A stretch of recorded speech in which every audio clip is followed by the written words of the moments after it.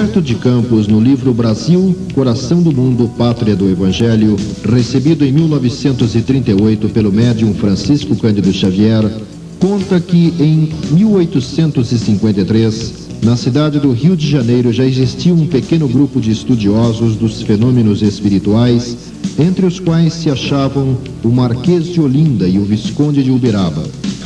Salvador, na Bahia, igualmente tinha seus núcleos de experimentação. O ano de 1860 assinala o surgimento das primeiras publicações falando de espiritismo. O primeiro periódico espírita brasileiro surgiria em 1869, ano do desencarne de Kardec. O título da publicação era O Eco de Além-Túmulo. Seu idealizador, Luiz Olímpio Teles de Menezes.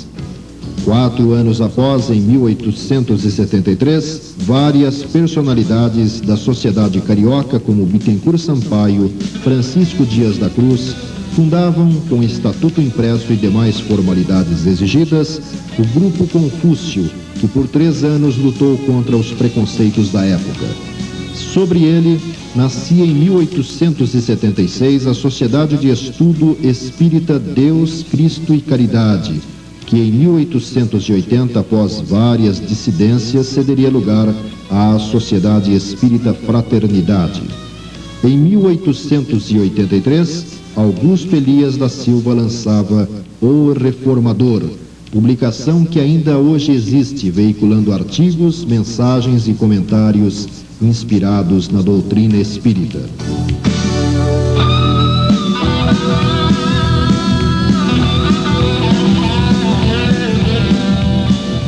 O próprio Augusto Elias da Silva, juntamente com outras figuras do movimento iniciante, fundaria em 1º de janeiro de 1884 a Federação Espírita Brasileira.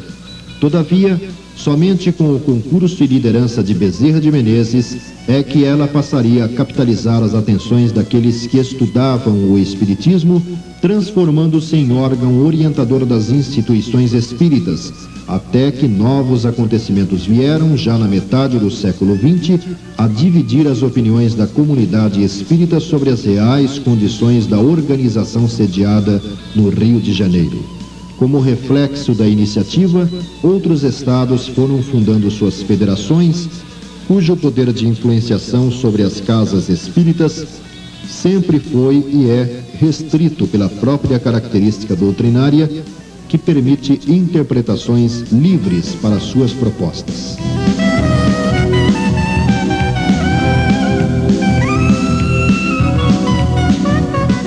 Publicado 21 anos após seu desencarne, o livro Obras Póstumas reúne alguns escritos inéditos de Allan Kardec.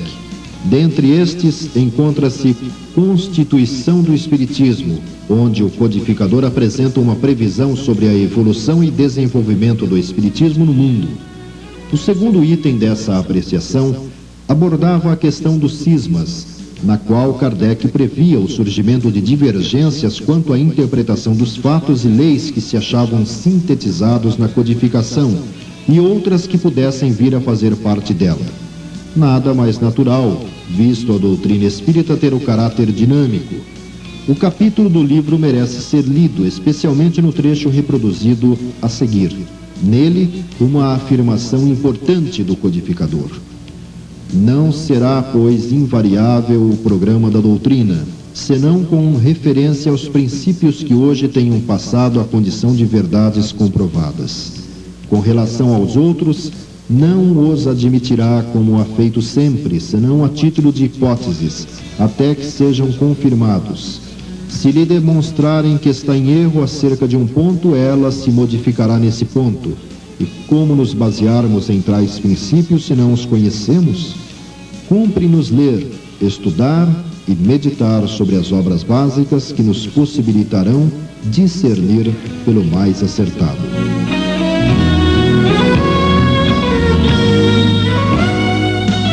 Muitos são os nomes que, com suas atitudes, pensamentos e participação, contribuíram para que a história do Espiritismo no Brasil se escrevesse até os dias de hoje.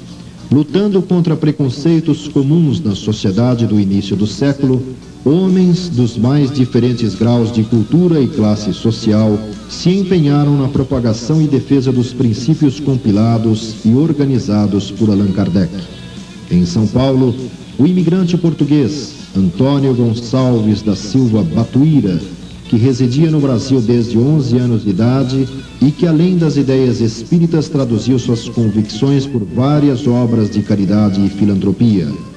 Em Matão, o carioca Caibar Schutel, pioneiro da difusão do espiritismo através do rádio, além de fundador da empresa editora O Clarim, mantenedora desde aquela época do jornal O Clarim e da Revista Internacional do Espiritismo, e líder de um trabalho social que se efetivou naquela região. João Leão Pita, semeador de verdades por todo o interior do estado de São Paulo. Pedro de Camargo, ou Vinícius, em Piracicaba, depois na capital paulista. Herculano Pires, jornalista, autor de mais de 80 livros, considerado como um dos maiores conhecedores da obra de Allan Kardec pelo Brasil afora, entre muitos outros nomes que poderiam ser citados. Todavia, merece destaque pela contribuição deixada ao movimento espírita de ontem e de hoje. É um médico cearense que, no Rio de Janeiro, deixou seu nome gravado na memória das gerações do fim do século passado e início do atual. Seu nome, Adolfo Bezerra de Menezes Cavalcante. A vida e obra desse personagem merece e deve ser conhecida por todo aquele que não acredita ser possível viver como cristão ou espírita nos dias de hoje.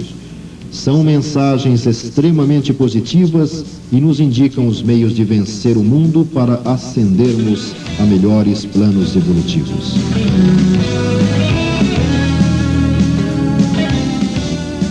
Profícuo é o trabalho deixado pelas pessoas que, na condição de médiums, superaram preconceitos de familiares, amigos e da sociedade em que viveram para registrar a palavra e o pensamento de outras pessoas que passaram pela vida física e que procuram, como espíritos, revelar aos encarnados que a morte nada mais é que mudança de plano de vida e que esta continua após o fenômeno conhecido como morte. Dentre os nomes mais destacados, podemos citar João Peixoto Lins, o Peixotinho, extraordinário médium de efeitos físicos, através de quem se produziram grandes fenômenos de materialização. O mineiro Eurípides Barçanufo, muito lembrado ultimamente através de obras específicas sobre a sua vida exemplar e que trouxe a muitos a palavra elucidativa dos espíritos.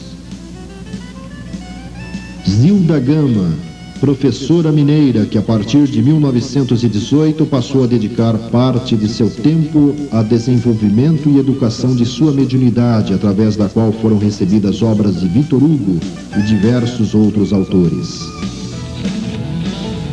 Fernando Augusto de Lacerda, imigrante português, através de quem surgiu o livro Do País da Luz, reunindo páginas de vários autores espirituais de muita expressão no mundo literário, ainda quando encarnados, como Alexandre Herculano, Essa de Queiroz, Júlio Diniz, entre outros.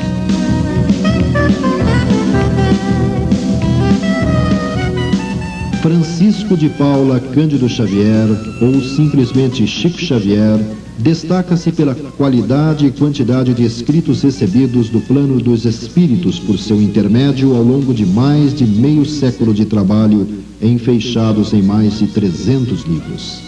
De origem humilde, continua humilde até hoje, surpreendendo pessoas dos mais diferentes níveis socioeconômico-culturais pela mensagem que sua pessoa e palavras oferecem a quem o procura. Ivone Pereira o acompanha na qualidade de sua produção mediúnico-literário, reunindo escritos de Bezerra de Menezes, Camilo Castelo Branco, Charles, entre outros. Divaldo Pereira Franco também tem vários livros publicados, assinados por diversos espíritos. Todavia, a grande e incomparável contribuição do médium baiano tem sido através da palavra falada, ouvida por multidões em suas palestras realizadas em várias partes do mundo.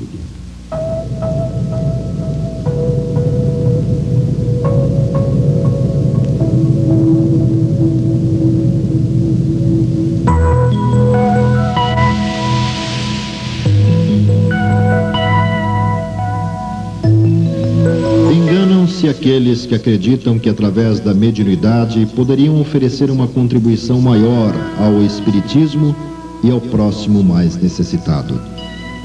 Apesar do destaque que as variadas manifestações da mediunidade têm obtido nos dias que correm, a verdade é que a palavra mediunidade vem assumindo uma significação mais ampla, servindo para identificar o trabalho daquele que é intermediário para que o bem se expanda em direção aos carentes de afeto, alimento, agasalho, atenção aos que o rodeiam no lar, no trabalho, na escola, na rua, na periferia.